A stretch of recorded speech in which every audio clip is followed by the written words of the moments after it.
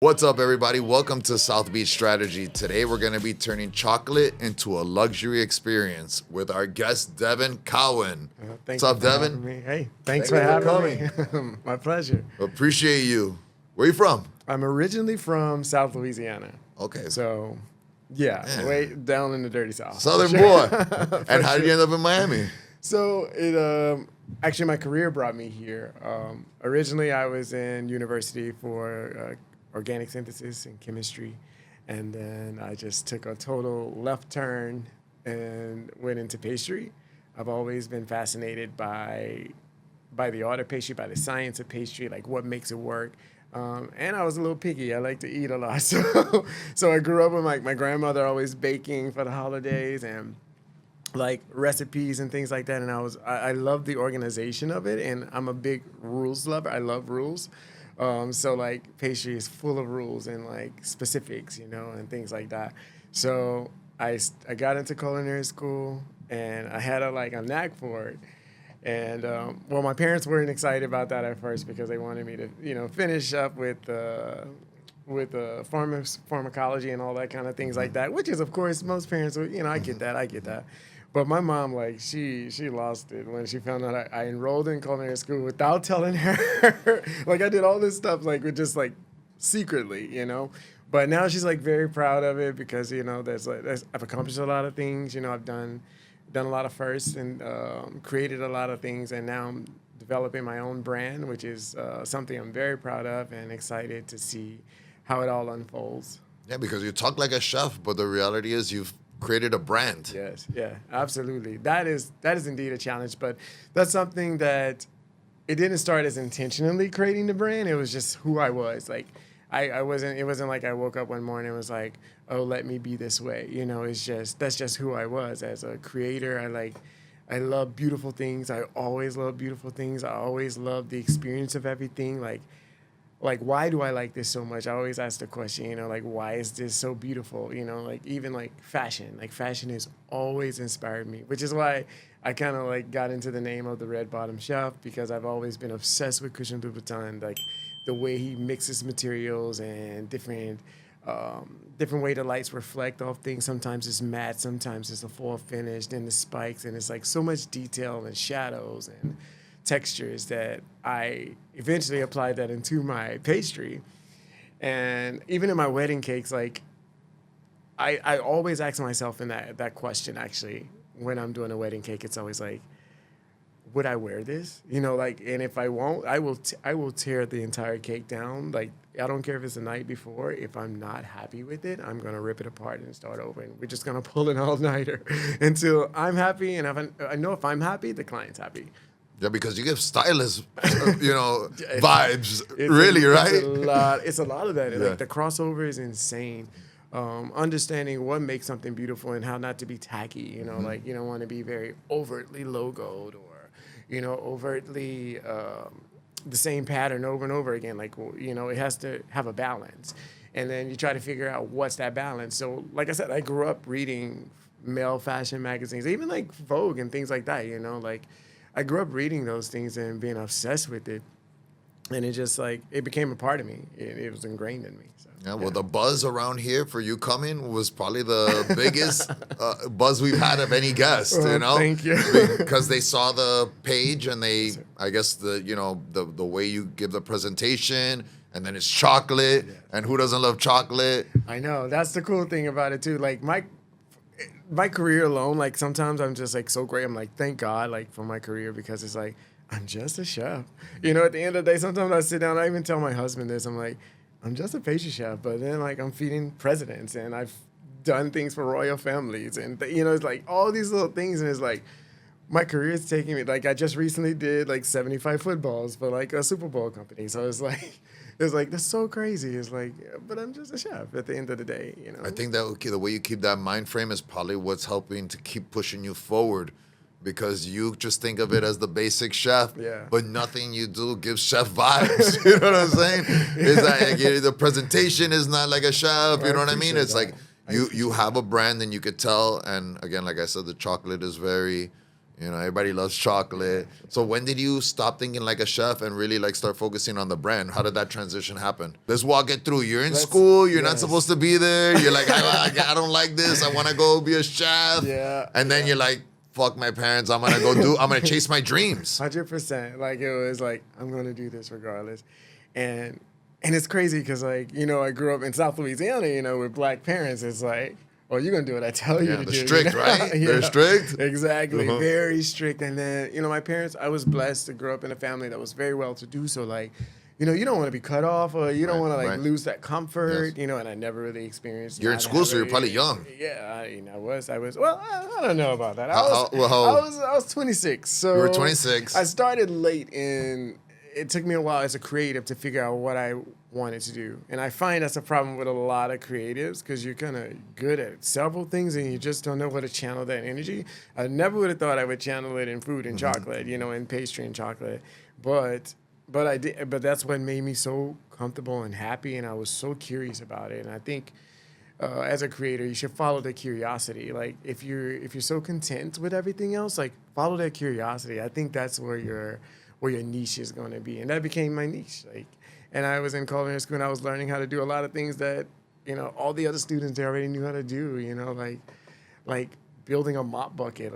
Build a mop bucket. It's something so simple. You think it's simple, but everybody's looking at you like, "What are you doing? You're doing this wrong." You know, like you don't know how to wring a mop out properly. You know, like, and I'm learning the basics, and that's even like exciting to me. Learning how to like properly mop a floor, a commercial floor, you know, and things like that. So. I was fascinated by the entire process, and in school, like, so I got the award for like outstanding student or something like that at my graduation, and the teachers always admired the fact that I always wanted to stay back and like learn something more, like teach me because I knew I'm behind. I knew I was at a disadvantage, and my father he always taught me to just like, if you're gonna do it, you gotta go way beyond in everything. Like no matter what it is, you give 1,000%. He's a business owner himself. I've seen him do it. I've seen him succeed in his life. And he taught us to work, like even as a kid, like because he owns like a national contracting company. So like, you know, imagine me 13 years old, like carrying bundles of shingles and everything. I thought like, you're going to work. Yeah. And that never left me. Right. Like I didn't think I was some little princess, you know, well, sometimes, but I did know I still had to work. But you know the importance of starting from the bottom. Exactly. That's why mopping the floor was important. Exactly. And my dad always taught, he has this phrase, he said, the way to the king's palace is through the servants' quarters. He would say that. Yeah. And then it clicked, you know. Yeah, I like that saying. That's good. And so I would like, hey, I'll stay back if you know, like teach me this. I'll clean up after you're done, you know, like no problem. They're like, are you sure? I'm like, yeah, it's no problem. Like all the instructors, but okay, sure. And they're like, you don't have to pay me, you know, like because students would get some kind of like pay sometimes for like helping out with certain events. But I didn't care if it was an event or not. Like, if I see the instructor working on something, I need to learn that. You know, I don't care if it's a cookie. Like, I mean, cookies are fundamentals. And believe it or not, they're probably your best seller in your bakery, you know, because everybody wants it. Who doesn't like a hot chocolate chip cookie? So things like that, I knew, like, that my dad always saying that, you know, the way to the king's palace is through the servants' quarters. And so I served. And then after I graduated, same thing. I looked for, he said, if you want to be them, that's who you need to work for. And of course, I searched who was the top 3 pastry chefs and chocolatiers in the U.S.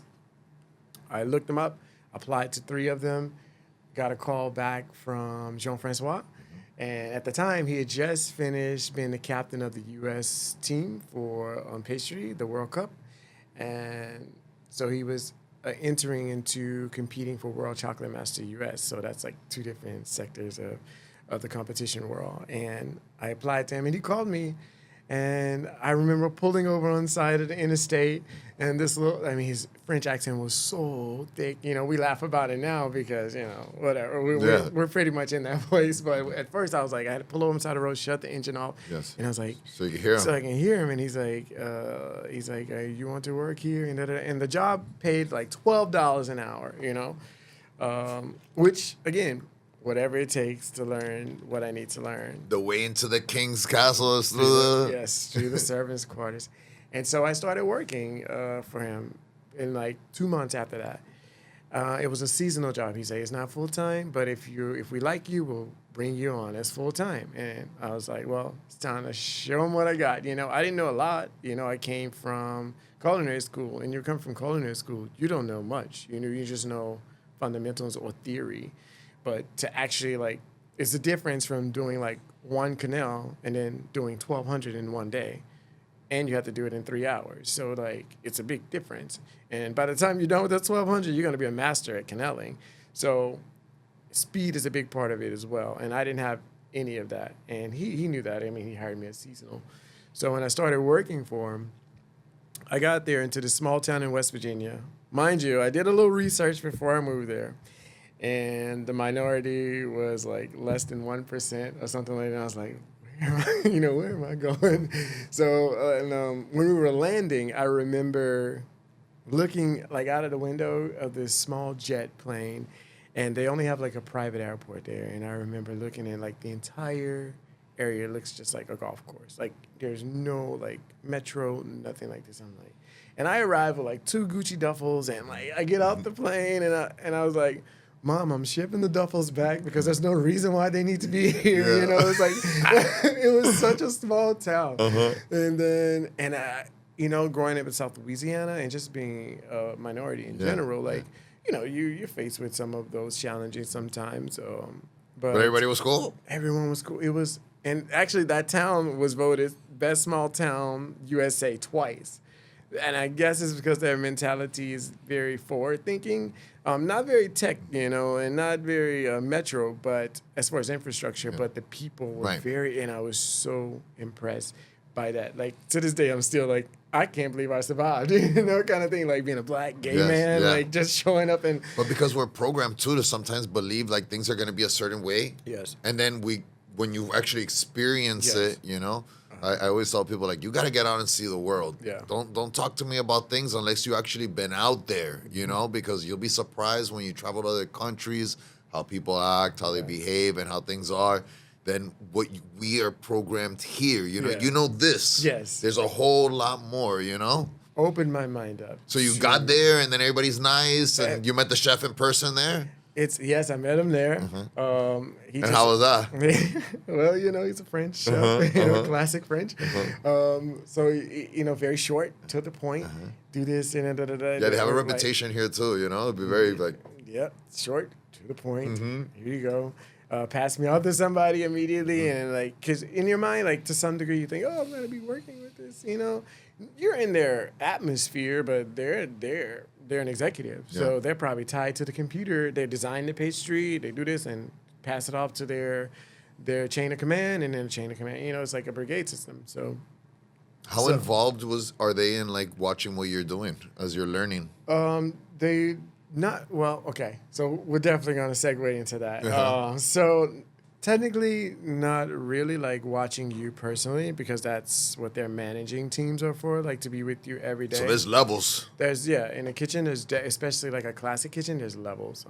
You have cooks, you have supervisors, you have managing teams, you have sous chefs, and it just keeps going up that way. And so you had bosses on top of bosses on top of bosses. You didn't start the boss. No, I did not start. So you're starting at the bottom. I started as the cookie scooper. I'm not kidding, and I'm not even joking. I think in my first 2 weeks there, I messed up. It was like 800 cookies. What? Like a batch of 800 cookies, and we couldn't save it. It was like unsavable. Like. That's, I always tell that story to, like, people that start working for me that, at this point now, I definitely have to tell that story, because a lot of times the kids are anxious and nervous, They're nervous, right? And it's, like, and then they, like, hear about you, and they want to work for you, and then all of a sudden they're too nervous, and they don't even function almost around you. So it's like, I try to tell, like, my bad stories, and they're honest. I don't stress the truth, The 800 cookies, that's no joke. Savaged them. We had to throw the whole batch out, But when you say you messed them up, what was wrong with them? Well, I put too much salt. There's no way. So nobody could eat them. No. They were terrible. Cannot fix that one. There's no way to fix that. And we throw it out, and then, like, I didn't get yelled at. I didn't get, that time I didn't get yelled at. But eventually. Oh, there's more mistakes. There was moments, for sure. This is what we like to hear. Because this is what people need to hear. Because the young chef coming up is going to watch this and think, damn, I'll never get to that level. Because I'm nervous or I'm going to make mistakes and I'm scared. I'm scared to start my own brand. So there's mistakes on top of mistakes on top of mistakes before the Netflix, right? Yes. Get into the servants' quarters for sure. And especially make all your mistakes while you can. I think that's such a big thing for me. I resisted executive roles, because once I started to grow, and then Jean-Francois was still training for World Chocolate Master, and I would literally ask this man, and I'm not joking, every day, hey, can I stay back to help you after my shift? And he wouldn't even give me eye contact. He doesn't believe he did this. But every day, he'll look at his computer, never look at me. I'm like, hey, chef, I just finished my shift. I clocked out. Is it okay if I stay back and help you? No. Hey, chef, every day. Just don't even acknowledge me or nothing like that. And then one day, the girl that was assisting him for the competition, she got sick. And then I'm not shitting you. That was the first day I didn't ask him. And so I clocked out because the clock out was right by his office door. And then he looked back when he heard the pin, and I guess he saw my melanin and knew it was me because I was the only black person in the kitchen. And then he turned back and he looked at me, and he's like, hey, Devin. And I'm like, yes, chef. He's like, can you stay back today and help me? And I was like, sure. And then, so the girl, she was sick for a couple days, and then he never brought her back into his service again for the competition. And I was immediately just hated by everybody in the kitchen for the most part, because I thought I got her fired. But I mean, she still had her day job, right. But she wasn't helping with the competition. And at that point now, you are doing it every day. Every day. Did he ask you every day, or it was just like, hey, tomorrow we're gonna keep, and you just kept showing up? And it just kept showing up, giving 100%. So when you do things like that, and that's what I love about the Greenbrier, and I think the kids these days, they don't do this. They were big on apprenticeship. And they have one of the oldest apprenticeships in the country. And it's one of the most proven apprenticeships in the country as well, because a lot of your great chefs came from the Greenbrier Resort. No kidding. Even the Chef Boyardee, he was a real person. And he was at the Greenbrier. Came from there? Yes. So people are Peter Timmons and Rich Rosendale, all these great chefs. And we were just this hub of culinary magic, So they thrive on their apprenticeship program. Now, it's not for the faint of heart. I do encourage anyone to do that. When they say culinary school, I'm if you have the money, maybe learn or just read a book, right. Which is something else they really don't like to do. But I do encourage you to just maybe read some literature and then get a hands-on experience from a great program. And that's another rare thing to find, especially in the U.S. today, because everything's so pre-purchased and pre-bought. You can buy your whipped cream already whipped in the bag, with all these stabilizers and things that just it's not. You can taste the difference. Yes. And it low key kind of makes my job a little easier because when people eat my product, they're like, "This tastes so fresh," right. And I'm like, "Well, one, it is fresh, and two, it's actual ingredients, and I made them from scratch. It's not a box mix or it's not a Pillsbury mix. Although a lot of bakeries do that, and those type of bakers have their place. I'm not going to knock it. Everybody has their place, right? Yes. We have our roles. And so I'm not going to say it's the worst thing in the world. It's just not for me and my brand. Yes, yeah. But yes, so we started working together, started training. So I would come in. My first shift was 5 a.m. I would get in at 5 a.m. I would work probably a 12, 13-hour shift and then clock out and then train with him and then stay back. And then I would personally practice everything that I learned by training with him for myself. So I would probably leave the resort. And this is not getting paid. No, you don't get paid, right? But the resort does pay for all of the equipment you might need or. Yeah, but you're not, your time this is your sweat equity. You're investing into yourself to learn and elevate yourself. Yes. So and this is an investment. You're making an investment. Yes. Your time. And there was a lot of so at the time the resort had a savory program, meaning non-pastry. So they've had this for years, right? But they didn't have a pastry program. And so I had to basically create my own program around what he was teaching me. But the Saver program, they had like literally like a syllabus, and again, they're not getting paid, but they had to like they had tests, like physical tests, and it wasn't just like writing. It was like, you need to make this egg 15 different ways, and it better pass. If it doesn't pass, you don't pass. And it's like, it's a 3-year program. And then once he saw my curiosity, and there was another young lady there, Sarah Helzer, and she's doing great in her career as well, by the way. Once he saw our interest, he's like, I want to create my own program. And because his whole life is like competition. So it became like a very intense program, like, which is great, but you don't, like, you might as well count it out. Like, I didn't even go back home. Like, I think for years, I think it was like 6 years, I didn't even visit home, you know, like it was intense. Because as soon as I finished a 3-year program, I went right into training for my own competition, which was World Chocolate Master, which I got first place in showpiece and first place in the U.S., you know, and first place in patisserie. And then after that, I did my James Beard dinner with Iconoclast dinner experience. So that was another thing, like, you got to be perfect, you know, because people are paying, you know, thousands of dollars for a meal with all these celebrity chefs, and it has to be like chef's kiss. And you're in a kitchen that's, James Beard is a house. So an old house, like a townhouse in New York City. So it's not a fancy kitchen at all. And so you have, does that matter? If the kitchen is like more modern than an old school? Yes, it does. Definitely. It does? When you have 6 chefs doing several courses like in one time span, and you're asking a pastry chef to come in and wow. So I need equipment. Yeah. And not only equipment, but I need space. Right. And I was pulling out like all the stops. I was being myself, like over the top, right? Let's bring out the dry ice. Let's do. And they were like, you're going to do this here? And I'm like, we're going to figure it out. You know, we're going to figure. And that's another thing too. Like, I will put myself in some crazy positions just to like make sure the end was like perfect. Like, technically in my commissary kitchen I currently have, just to keep costs down as I'm starting my, you know, my own personal brand. It doesn't have a blast freezer, which makes things like this very challenging to make. And oh, that looks tough.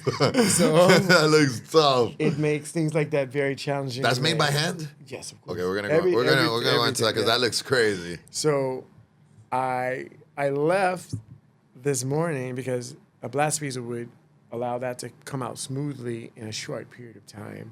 But in a regular freezer, you got like 6 hours to wait, right? So when I did this, I was like, I was trying to figure out what I'm going to bring him. I want to bring him something nice, something he can enjoy. Valentine's Day is over, so I was going to bring that. I was like, it's a little kitschy. And I was like, let me bring him a cake, you know, like some pastry or something like that. He would like actually, that's, you know, you can connect to. So when I decided to do it was like a couple days ago. So without a blast freezer, that's hard to do fast. So I left my kitchen this morning around 2:50 a.m. To complete, because I had orders as well for this as well. So I was like, I'll just do several and then knock one out for you too and make it. Then I was like, oh, you could do it the same color. No, we got to do different colors. Let's do something more masculine for him. Yeah. You know, my brain just like, and that's how I think. That's how I think for luxury as a brand. Like, it's like you have to put your mind in the mind of the customer. And I think that's so important. Like, a lot of us, like, there's no ego in here. Like, if the customer doesn't like it, then you failed, right? So my mind is always like, let me walk the step of the customer. I think I have great empathy in the sense that I can feel almost exactly what you feel in that moment and put my mind in your, you know, like, so I was like, I definitely want to bring something masculine, you know, like, because I didn't know you personally. And then I researched your, you know, your page and stuff. I was like, you know, so let me find something a little more, you know, a little more butch, you know, you know, not a hot pink, you know, not a hot pink cake, which was the other one. It was like, so I was like, oh, let me figure this out. So then I was like, okay, it's gonna cost, you know, be more time. So there you go, more time. So and then whatever it takes to make it perfect, you know, some of these chances you don't get often. So knock them out of the park while you can, you know, like you can sleep when you're dead. I want to get off topic a little bit and then we're going to come back to this stuff. Yeah. But the reason why I want to do that is because like you're preaching to the choir right now, and the things that you're saying, I relate to them so much. And I try to preach this to people, especially young guys and girls, because I feel like the youth nowadays, they don't want to invest their time to learn the trades that they want to learn. And that's what I did. I kind of did a similar thing like you did, where I took my time and I invested it, and I was able to elevate myself through that. Quickly. Because I feel like people don't want to give you an opportunity. They don't understand that someone who's already made it, like the chef, he doesn't want to pay somebody a top dollar to learn something that they don't even know. But by you volunteering your time and saying, hey, I'm willing to put my time, he was able to say, you know what? Okay, you're going to give me your time. I don't got to pay you. Let's do this, you know? And he did. And he did heavily. And it became problematic for me in the kitchen for sure. It's like, who's this little black kid? Who's this little black kid getting all chefs' attention? Haters always going to hate. Because he usually just, and I'm not kidding, this man, when he comes in the morning, he looks straight forward. Right, like it's like a straight line through the kitchen. Good morning, and doesn't like look left, right, doesn't straight to his office. You know, like that's the type of person he is. But and like, that relationship changed as you guys 100%. Like he became almost like fatherly. You know, it was very fatherly actually. And like if I did something poorly or not as great as he knew as I can do it, he would tell me, and it would hurt my feelings. And not like so I'm teary-eyed or anything like that, but when I say it hurts my feelings, people don't understand it's sentimental. Because I feel it too. He was so passionate about it, and the way he didn't yell, he was like, "I just think it could have did better," you know. And it was like, God, that hurt. I wish he would have threw something at me. Yeah. You know, that would have made me feel a lot better. Sometimes those little comments, they hurt the most, you know? Man, and if he told you over the weekend, like, says, and you know he's not going to be there, you're just dead for the next 3 days. You're like, in your head, it's like, because me, I obsess over every detail. I'm such a detail-oriented person. So, and then, like, I would get back in there the same day and start remaking it. Try to figure out, like, how do I make it more balanced, more perfect, like, find out where I messed up, and, like, visually, like, what can I do to do better, do some research to the other grades, you know? I don't have all the answers, you know? I didn't, and I still don't have all the answers, but I sure know who does, and I'm going to ask them or figure it out or do my research. I mean, you had the great family, you had the schools, you went to the schools, you got the job. Do you feel like the mentorship was the most important thing to help you elevate? Most important. Like, if I didn't put that time in, that man didn't invest in me the way he did, I would not be here today. Like, if he would have just continued to brush me off or not see something, he saw something in me. And I don't know, maybe it was the eagerness, or maybe because there was points when I did disappoint him, you know? But he still, like, he knew, like, he saw it come back in the morning. Did you go home? No. I think the longest I was working straight was 36 hours straight. I did not sleep, did not leave. I had a showing. We call a showing like a presentation. So I had to put up like an entremet and like some other items all in the same day. So people come in to taste it, and they literally kill your soul and tell you how you were not great about it, you know, or how you can improve about it, you know. And you can't have that ego. Like, I think that's also helped my ego to die too. Like, because those guys will rip you apart. Like, it's not.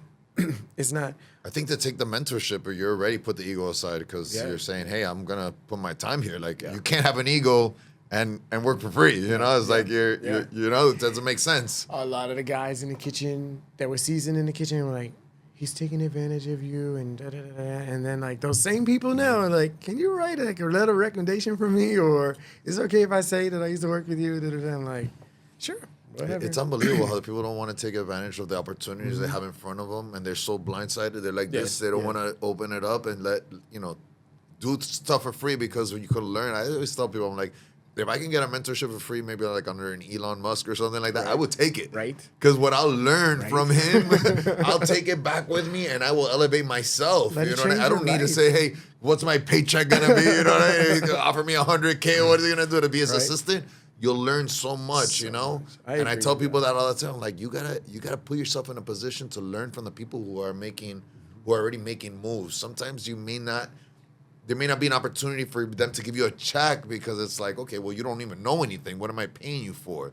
Put yourself in a position. That's why I like the phrase that your dad said, which was the way to the king's palace is through the servants' quarters. It's so true, because if you can come in, and if someone comes in here now and tells me, hey, I'll take an internship cleaning floors, I'll be like, all right, well, sure, here you go. Yeah. But if someone says, hey, I need a manager position, I'll be like, no, I'm good. that position's not available, but you want to intern, and then I will teach you to clean the floors, and then I'll show you how to do some other stuff, and then I'll teach you some other things, and then I'll start paying you, and things will get better. Isn't it kind of, to me, I don't know how you see it, but I kind of see it like, that's free education-ish, you know? It's like, there's no tuition involved. Like, if I had to do it all over again, I would not do the school, you know, and go straight into that apprenticeship, and I would have, you know, probably came in the same spot, you know? I think the apprenticeship is actually a good way to push yourself forward, because you got to motivate yourself to do something. You're not getting paid, so you don't sit there on your butt. Yeah. You got to kind of move yourself. And for me, that's how I got my foot in the door into my business that I'm doing now. My marketing business was,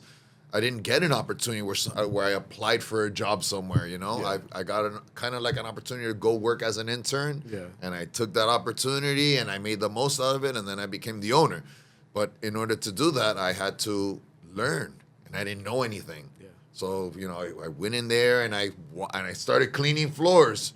You know, I started from the bottom, and then I learned and I paid attention and I invested my time. And that for me, it was more important than the check itself. You know, and I try to tell people all the time now, but these young kids, like, a lot of them, they don't want to do it. They're like, oh, I'm not getting paid? No. They're crazy. It's so insane. A lot of them, when they apply to work for me, it's like, I want to do the stuff that you do, chef, and da-da-da. I say, okay, awesome. Let's, you know, like, let me know, like, what days you want to come in and help out, and, you know, well, can we do it now? I'm like, but we have a job to do, you know, and if it's slow enough, sure, I don't mind doing it on the clock too. Like, that's fine. But we also have a job to do. Yes. And this is a high volume, you know, property. So it's like, you don't really get many breaks in that. But I even give them the opportunity, and I'm not kidding you, like, swear. I've told just about every employee I've ever had, even if you want to schedule my time, if you want me to come in at 2 a.m. to help you, because that's the only free time you have to, like, learn how to do something. I don't have kids. I'm married. My husband doesn't care. So, yeah, I will come in at 2 a.m. because that's kind of like what I'm used to anyway with my apprenticeship. And I knew how much it changed my life and bettered my life.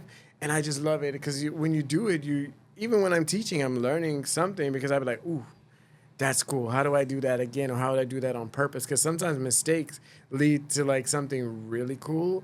And you're like, oh, how can I perfect that mistake and make it, like, something intentional? So I offered every individual that I had in my entire career. There were only. And how many have taken the 2 a.m. training? In my entire career, there was only like 2 or 3 kids that have done it in my entire. And mind you, some of my teams have been giant, like 45 people, 37 people. And they won't come. Not a single. But they'll come into your little kitchen and they're like, "Can I take a photo of that?" Sure, you can take a photo of it, but, like, what's I gonna do? What are you gonna tell you? We're gonna tell your friends you saw this today. Like, right. I'm like, that's cool. Yeah, great. I appreciate the admiration of it, but I could show you how to do this, and you can do it yourself. Right. And I don't mind. I don't mind at all. Like, just like my mentor did, I don't mind paying for the ingredients. You need equipment that's not here, or a mold or something that's not here. Tell me. Yeah. I'll get the company to pay for it. You're willing to help them. Yeah, like, let's do it. You know, like, because I'm. But they don't want to put the time. No, not at all. And the time is what's important. You know, the extra effort is really what's going to, like, you got to do it yourself. Mm-hmm. You know, guys, if you're out there and you're not taking the opportunity to learn from somebody who's willing to teach you and put you under the wing, and you're just worried about what you're going to get for the hour of that, you know, you're missing the big picture here. You know what I mean? That's not how entrepreneurship works. Because as you know, as an entrepreneur, how much you get paid when you start? $12. It was $12. And at the point when I was managing like 25 people, the max I had got paid at that time was like $15.50. So, and that's more than what you get when you started your own business, because when you start your own business, you get nothing. Zero. Like, currently, I haven't bought a Louboutin since last February. My sales associate is a little upset about that, but I have not bought myself any kind of clothing since July. But isn't that part of the struggle? It is what it is, and I'm willing to make that sacrifice now. I'm blessed to have a supportive husband that's like, okay, you know, keep pushing yourself out, you know, take care of things here. But that bothers me too, though. Like, sometimes, like, that's a mental thing that I have to deal with myself, but it's like putting him in a position where he has to cover just about most things that can be Yes. that can be a mind thing for sure. Like, because I don't want him to be uncomfortable. Right. We built a life that was very posh together. Yeah. Like, so now all of a sudden, like, you have to cover just about everything, and then like it's very stressful. That messes with me more than just about anything right now. It's like, Well, we always give props to the partners. How important is it to have a spouse or a partner that's there to have your back? it's amazing. It's amazing, and I wouldn't have gotten this far without it. Like at this point, I'm very much pushing to find investors and or trying to position myself to get a solid bank loan to like to grow, because I have to grow. My business is getting recognized by certain companies and individuals and things like that, but I need a consistency to continue to grow. And I mean, that like when starting a business, you're gonna need that investment. I'm at the point now where I have to have that investment to keep moving forward.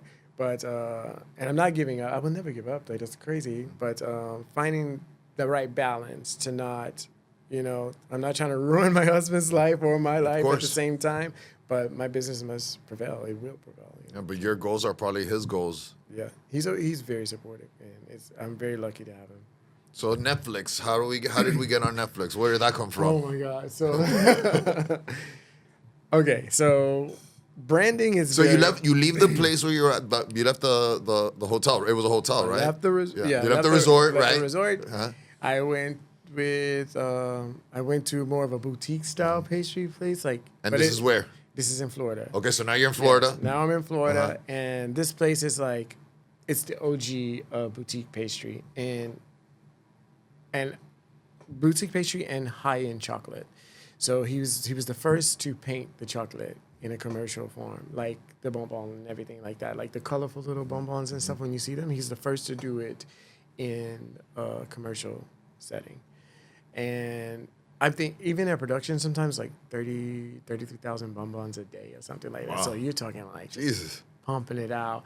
And then they hired me as assistant chocolatier. So I took the job. So like a month before, I get a call from them like, oh, the pastry chef, he doesn't want to, he wants to leave and do something else. Can you be the pastry chef? So that's one thing that I think it works in my favor. And then at the same time, it hurts me, because I didn't take any like managerial roles until I mastered every part of pastry: bread, croissant, sugar, chocolate, wedding cake, all the things, right? That's different sectors. Usually that's a different employee, for each different specialist, but I mastered all of them.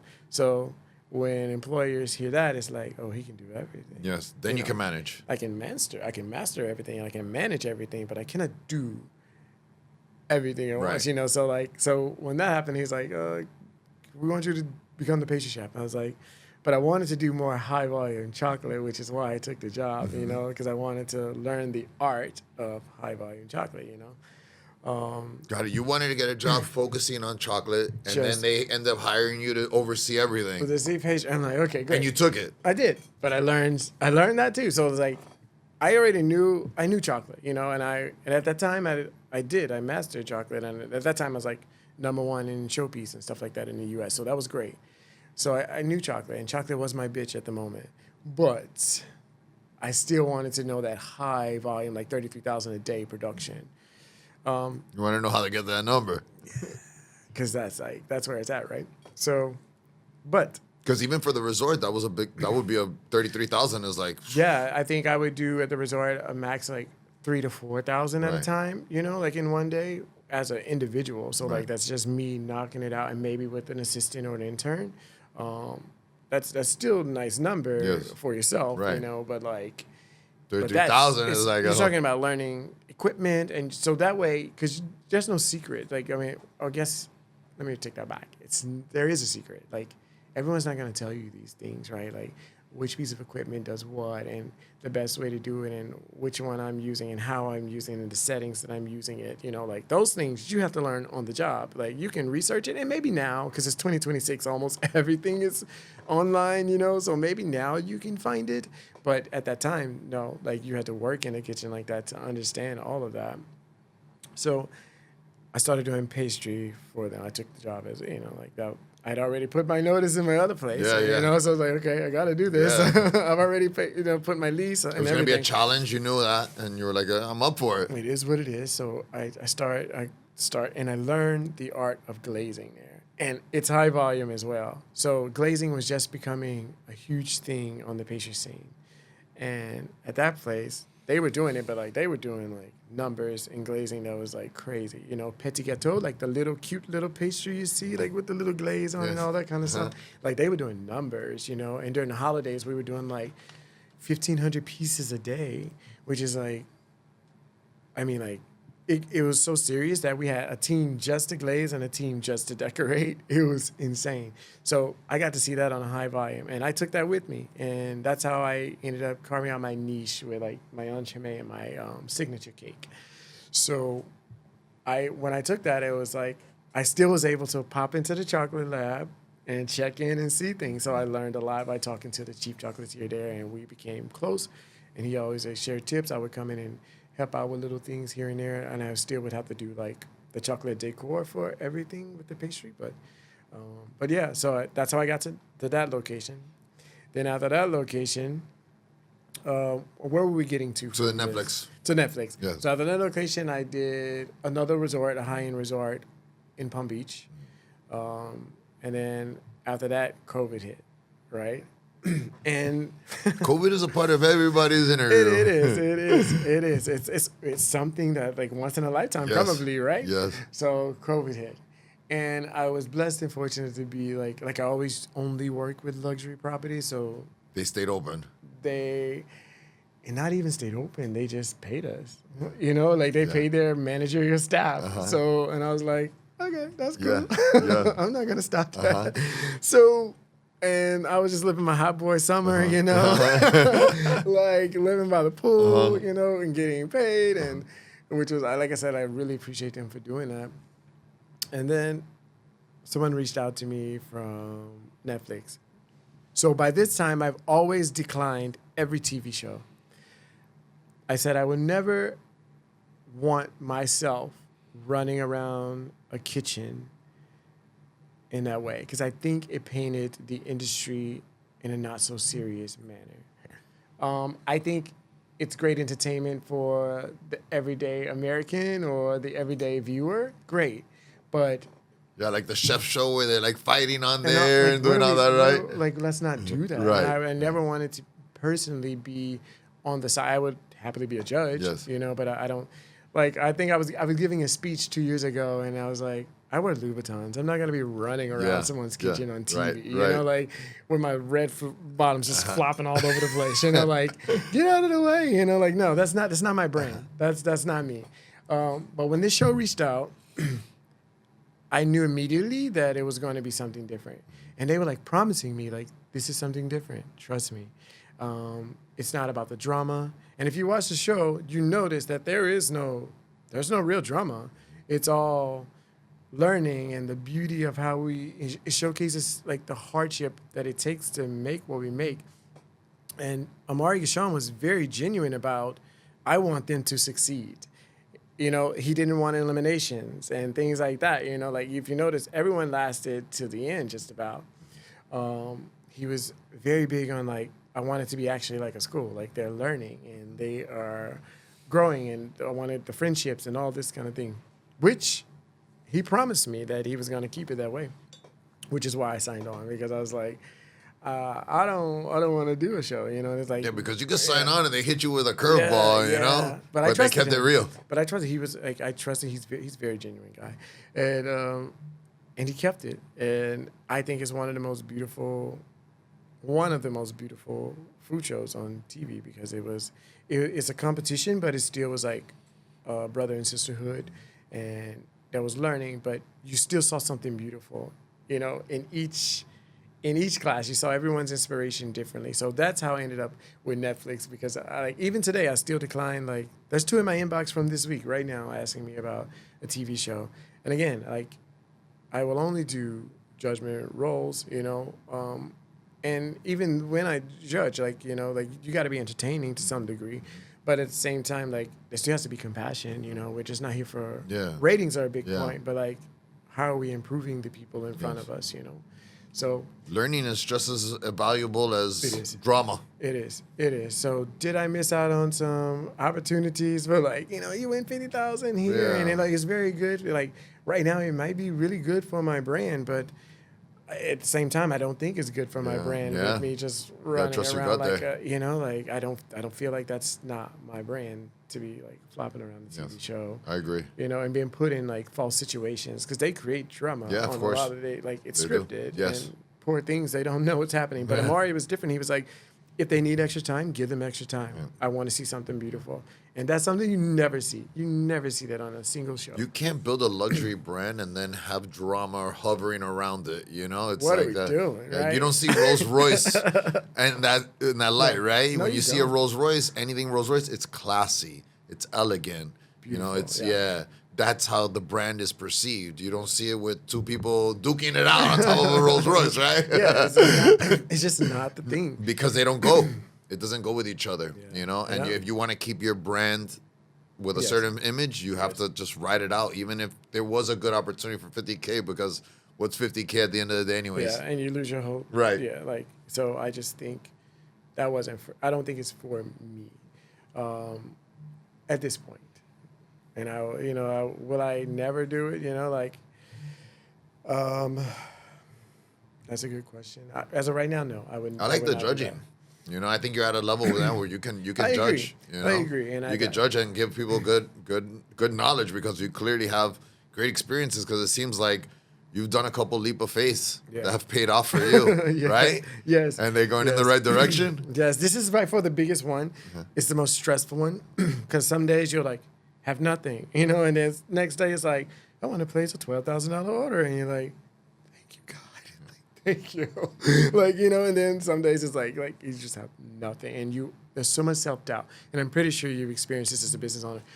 Like, I've never doubted myself or questioned my ability so much. It's like, and then I have to remind myself. Because you never want to sound egotistical, but you have to remind yourself something. Like, and I know people say you look in the mirror and you tell yourself, I literally had to look into the mirror and say, you got this shit. Like, you have these trophies, you have this, you have this, you are this, you know, like, check your work. Like, just sometimes I just have to scroll my Instagram and remind myself you're capable, because your self-doubt would chip away at you so heavily. And that is like, and my husband has to remind me sometimes. He's like, babe, it's okay, you got this, you know? And I don't feel like I was like, you sure? Because I feel like I ain't got it. Like, so there are days, and it's just really like And that. that's entrepreneurship. Welcome to the club. That is. And it eats away at me sometimes.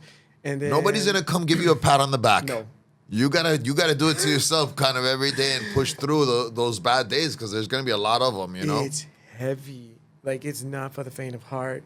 You know, like, Protégé started in, like, July.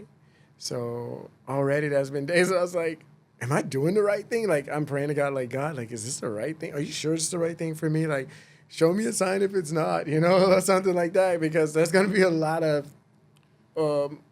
things that look like signs that's telling you it's not, because those are just obstacles. And I have to remind myself, I've faced obstacles before in the past, and I really just need to keep pushing. Yeah, it's like a wave like this, you know? Yeah. And when you're down and you're trying to come back up, you have to really just dial back in, Yes. get rid of the distractions, and just It's not almost buy any Louis Vuitton for 2 years, you know? years, Like, like, these are the little things that you that's- got to kind of push away, and then you will see Yes. yourself elevate again. And you'll know when you're back on top, you know? You'll know when you're doing good, and those things will start to come a lot easier to you, but you got to make the sacrifices. I feel like, and you can agree or not, but I feel like you almost have to be like delusional. I think that's the word. Like you have to be a little delusional. People are going to think you're crazy. Because there's a lot of people that weigh in, and like something that I wanted to do when I first started my brand was, and this is something I do regret. Like, in life, I don't have many regrets, but this is something I do regret. When I first started Protégé, I wanted to get into like local markets and stuff like that, like because I didn't have brand awareness here. Like, they know who Sir D is, you know, or Devin is, but Protégé is like new to them. And even like on my page, it's like, hey, chef, how can I buy a cake? I'm like, please go to the Partagé page. And it's like, you think it's that easy, but it's not. No. And you do marketing, so you definitely know how, like, getting that traffic to flow over, it's not. It's and very it's difficult. Like, it's way more, that's probably my other biggest challenge besides my self-doubt sometimes. It's like the other big challenge is getting my everyday customer. Because my corporate customer is there, but my everyday customer requires daily work. And I'm trying to find a way to do that and do it well, that it benefits the brand and it's efficient in my time, because I don't have a lot of time in it, at all. So it's like, with the time I do have, I want to be efficient.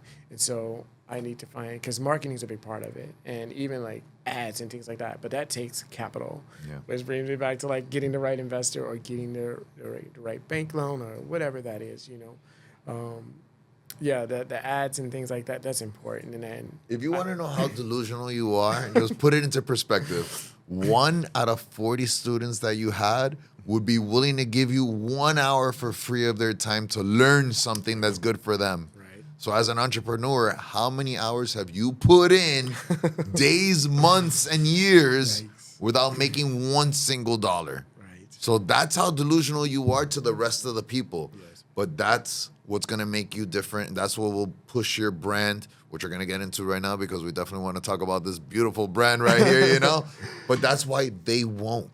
You understand? Yeah, those people will work for you, which is great for you. Yeah. But they'll never be your competition, and they'll never elevate to where your brand is going to be, because they don't have the energy or the mental block to say, you know what, I'm willing to do this whether I'm making money or not. I believe in what I'm doing. And you've been chasing your dreams since you were in school. Yeah. And it's getting you to a place where now you have a beautiful brand. Let's talk about this brand here. Go ahead, give us the whole rundown. What do we got? So Partagé, it translates into French meaning sharing or to share.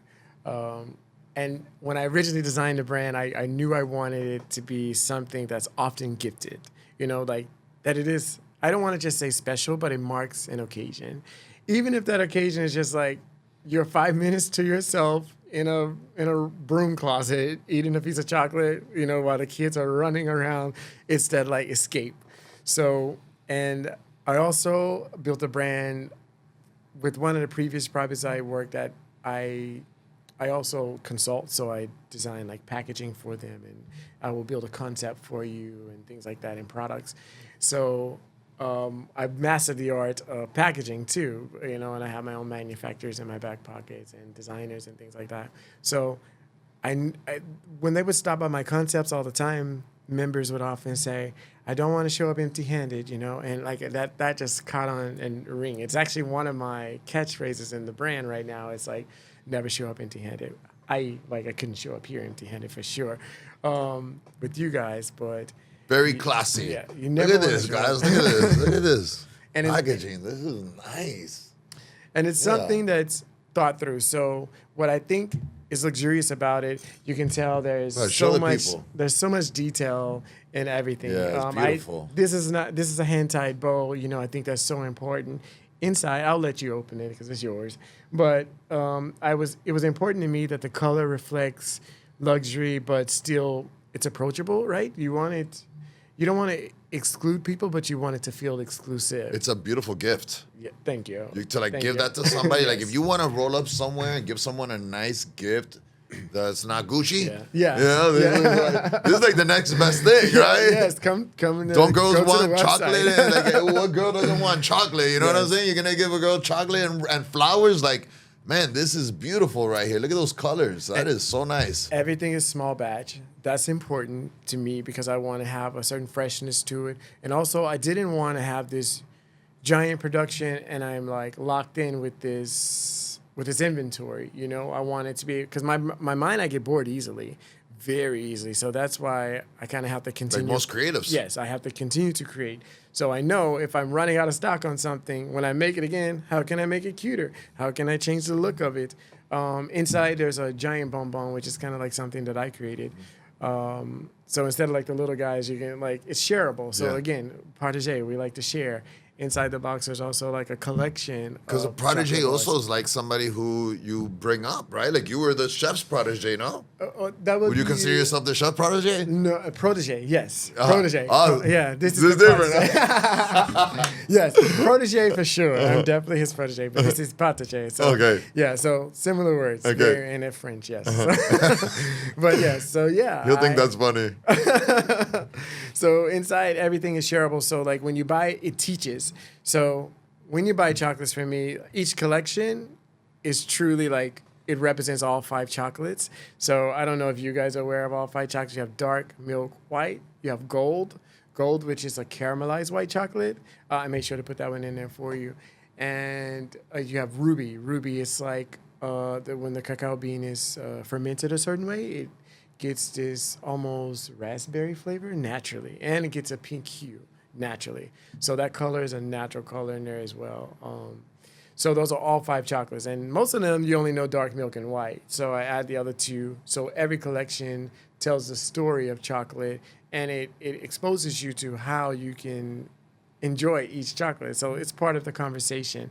So that's something also that had to become one of our little lines, because my customers will always say, or collectors as I like to call them, they would always say, oh, we're still talking about it. Like, I'm not kidding. Every time me and the family get together, we're still talking about this chocolate or talking about your cake or, like every time we get together, I'm like, but that was like 3 years ago. She's like, yes, we're still talking about it.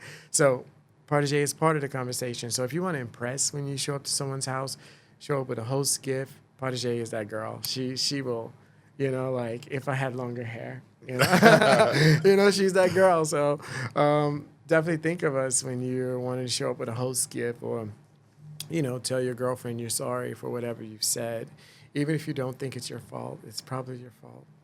Like, this is really nice for yacht charters. If somebody wants to have a nice birthday on a yacht charter, they pull up with the cake and do the birthday. Yes, we do the whole thing. So I do everything in pastry. Chocolate is kind of like our vehicle. Like, that's my medium to be artistic. So I do chocolate experiences, as we like to call them. That's the little gift box with the smashable heart or the smashable Christmas tree that's filled with truffles. I call it an experience because it's functional. It's not just solid chocolate, right? So you get the hammer, you break it open. Inside, you find truffles. Even the base that it's on, it's a different type of chocolate. So you're getting a little bit of everything. It's not boring. It's not monotonous. It's different levels to everything, and there's different colors and beauty inside of it. So I create experiences across the board. So I do private dinners as well. It's something I love doing. I do a lot of them on Food? Pastry only. I'll come in and do dessert for this is for our Palm Beach. Right. Palm Beach clients. Fancy schmancy people. You got those big dollars right here. You can roll them in for the pastries. You got to have those deep pockets. It's impressive how often I do them too. So I'm starting to do them more and more as people hear about it.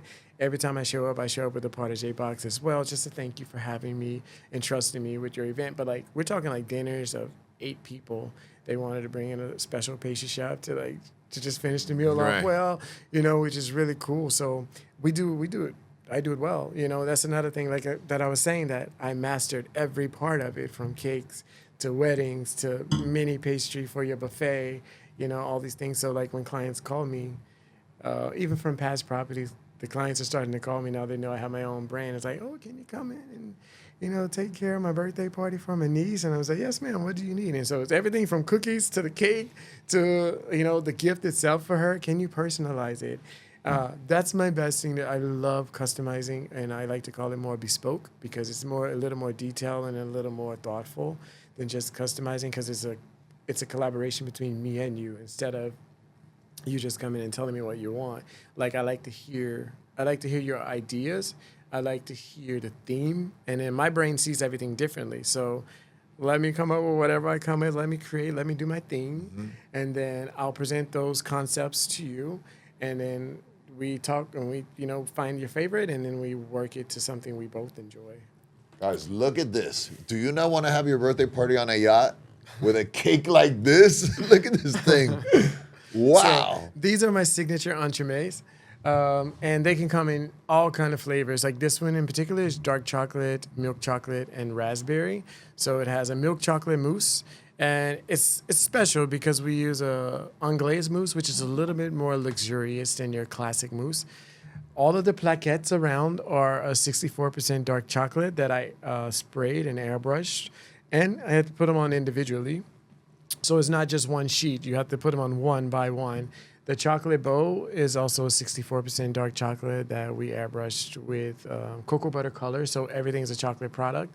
Inside, you have a raspberry gelée, which is similar to a jam, but it melts in your mouth to your body temperature. And of course, I personalize it for the show's name, which is pretty cool. Oh man, this thing is beautiful. Thank you. Wow. Thank you. We're gonna get some good pictures of this. But this is a beauty right here. And people always bring these cakes on the boat, and they're like falling apart, and they're like, where'd I put this thing? And I'm looking at it, and I'm like, bro, you know you're on a boat, right? Like, this thing is not gonna last. So does it have to stay refrigerated? So it's a mousse, so it should be refrigerated, but we do cakes that don't need to be refrigerated as well. That would be like more buttercream style, something that can hold up. And that's the conversation that we have in your consult, like tell me what is it for and where is it going to be, and I will design it to make sure it still tastes great, it still stops the show, but at the same time, it's functional. Oh, this is beautiful right here. Thank you. So Devin, we always close the show with, if you had to give a piece of advice, so a young entrepreneur who's coming up, who's going through like what you're going through, the growing pains and stuff like that, what advice would you give them? I would say find the person that's doing what you want to do. I cannot stress that enough. And I've been asked this question before by several young people. Find someone that's doing exactly what you want to be, or even if you want to take what they're doing and put a twist on it, find a way to work for them. Find a way to get on, even if it means sacrificing an hour or two a day for free, just to learn what they're doing. They're going to appreciate that. Well, most of them will, Take that opportunity, learn it. If that's what it takes, that is free tuition. You do not have to pay for that out of pocket. That is education, on-the-job training that you don't have to pay for. Hell, you said the mentorship was more important than the school. Absolutely. 1,000%. I stand 10 toes down. Because the school teaches you kind of like structure, but they don't teach you how to make a pastry. And how to make it well, because you don't do it enough. Right. Again, if you're doing 5 croissants that you have to share the process with someone else versus doing 1,200 croissants for a big production of the week, that's different. Yeah. That's different. You're gonna become a master of it for sure. You gotta mess up 800 cookies a bunch of times before you make it to the top, right? I messed up. And you're not gonna do that in school. I have messed up some things in my career, especially in the beginning. What do you do when the guys that work for you they make mistakes? What do you teach? Let's fix it. What went wrong?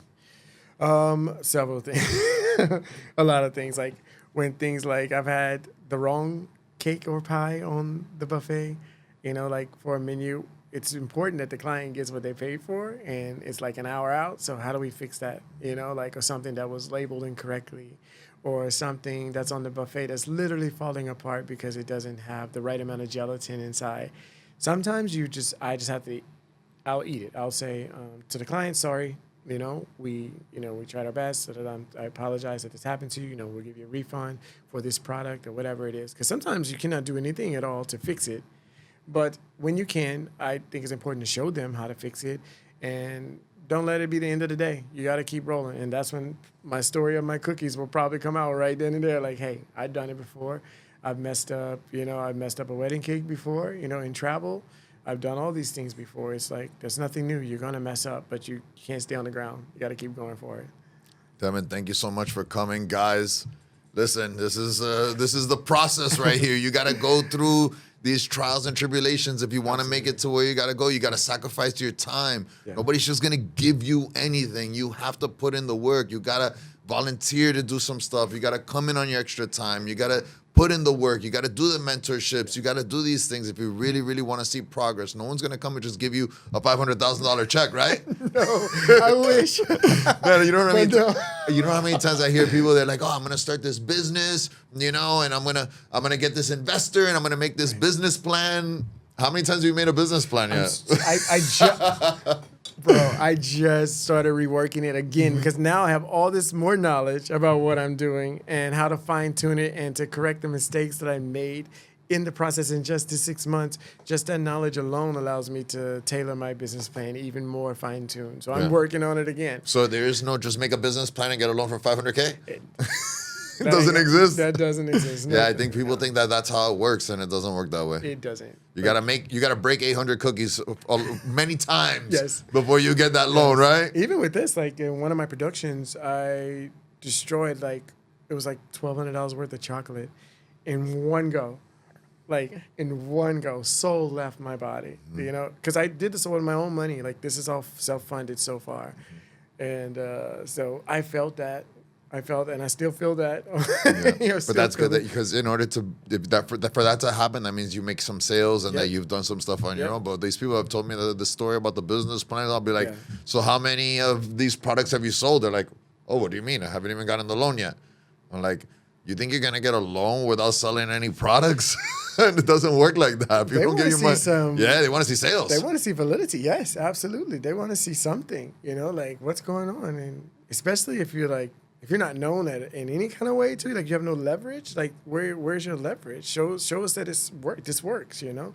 So that's the biggest thing, just showing them that it works. And that's why I try to keep going. And, you know, even if I, you know, do something else a little part-time to help along, like that's what it takes. Like if I get to the point where I have to sweep some floors at night to like help carry over the overhead or whatever that is, you know, guess what I'm going to do? Find me a cute broom, and I'm probably bedazzled. People are so scared though to sweep the floor though. You know, they feel like that's where it all starts. That's what you got to do. I was a server before. Yeah. I'm not scared to be a server. Yeah. Like I told this someone the other day, if I have to go and get a part-time server job just to help me with some of my overhead, then guess what I'll do? How is it going to be flat or sparkling? Yeah. I'm ready. And my question's already ready for and you. And it doesn't matter, right? You got to do what you got to do. Well, we hope that that's not going to happen. So how do we find protege? Protege, yes. Protege. So the best way to find is that protege, French? Yeah, it is French. Nice. You're French around here. I'm learning a little French. So where do we find protege? Protege, you can find me on Instagram at Le Protege, or you can find me at www.leprotege.com. But the best way to reach us is through the Instagram socials. You get quicker response this way. Also, you can see more of the website is something that is always something that needs to be improved, especially for a young company like myself. Instagram is the best. Instagram is the best way. Just send us a DM. Send me a DM at Sir D. Cowan, and I will reply to you and help you with your next. So somebody who goes on there and they want to order a specific cake, or is there a pastry store where they walk in and they can just buy stuff? So we don't have storefront. So it's all personalized. Everything is custom. Everything is custom. We are working on getting to a place where we can have some products readily available. And I think that's something I want to do into my local markets and things like that. It's always good to have a little place, right? Yeah, it's like I'm working on that, and I know I can design a beautiful, like small, cute boutique. Yeah, small. Yeah, no, you don't need a big place. No, I don't. I don't think I ever. I don't think that even works. Like that's it's not for. It doesn't fit my brand. I like cute, neat. Just a little cute place where people can walk in, see you making your stuff. So that's one of my goals, and so once we get there, then you'll be able to just pop in and get stuff, but. You can also buy stuff online on our website. You know, we do online orders. So go to the Instagram. You can see the link to the website right there and see what we have in stock. Because some things are small batch, you see sold out on some things, and you know we just. But just send a DM because we can make it happen, right? Don't go off the website. Just DM and then make the order there, right? Because I have a feeling a lot of people are going to be asking me where they can get this cake, how do they get it, where do they order it? Thank you. And we're just going to send them straight to the Instagram and just tell them, listen, don't even go to the website, just DM. DM me, especially my corporate gifting out there. We love customizing. We just did the Super Bowl.